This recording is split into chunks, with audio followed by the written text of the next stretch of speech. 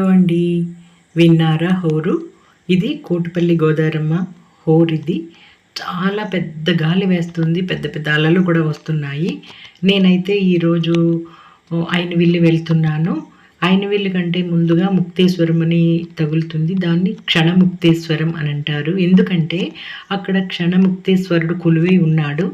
ఆ ఎదురుగుండానే ఇంకొక శివాలయం కూడా ఉంది. నేను 2 శివాలయాలు కూడా దర్శించుకుని మీకు అయినవిల్లి వినాయకుడిది, ఈ శివుడిది కూడా నేను మీకు వీడియో షేర్ చేస్తాను. ఇలా గోదావరిపై ఈ పంటిలో ప్రయాణం చేయడం అంటే నాకు చాలా ఇష్టం. నేను మా ఊరొచ్చినప్పుడల్లా కూడా నేను ఇలా అయినవిల్లి వెళ్తాను. అక్కడ ఎన్ని గుడులు ఉంటే అన్నీ కూడా నేను ఇలా దర్శించుకుంటాను. ఈ వీడియో మీతో షేర్ చేసుకోవాలనిపించింది. Thank you.